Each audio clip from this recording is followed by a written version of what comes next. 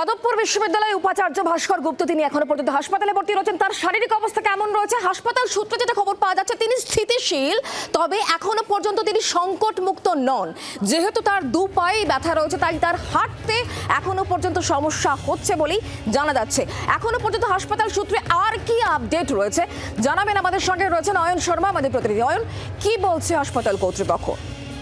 দেখো শুক্লা, এখনো পর্যন্ত দুপুরের এই বেসরকারি হাসপাতাল সূত্রে খবর, ভাস্কর গুপ্ত যাদবপুর বিশ্ববিদ্যালয়ের অন্তর্বর্তীকালীন ভিসি, তাকে হাসপাতালে ভর্তি করা হয়েছিল। মূল যে সমস্যা, যে উচ্চ রক্তচাপের সমস্যা, ব্লাড প্রেশারের সমস্যা ছিল, সেই ব্লাড প্রেশার ধীরে ধীরে নিয়ন্ত্রণে রয়েছে, এমনটাই নিয়ন্ত্রণের দিকে যাচ্ছে হাসপাতাল সূত্রে খবর। এবং তোমাকে বলে রাখি যে তার দু পায়ে ব্যথা ছিল প্রচন্ড পরিমাণে, তিনি উঠে দাঁড়াতে পারছিলেন না।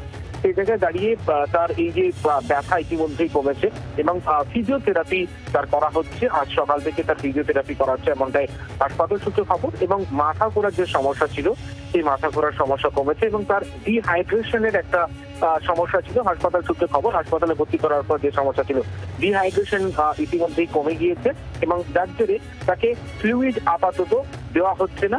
তবে পুরোপুরি স্থিতিশীল এখনো পর্যন্ত বলা যায় না। শারীরিক অবস্থার বেশ কিছুটা উন্নতি হয়েছে।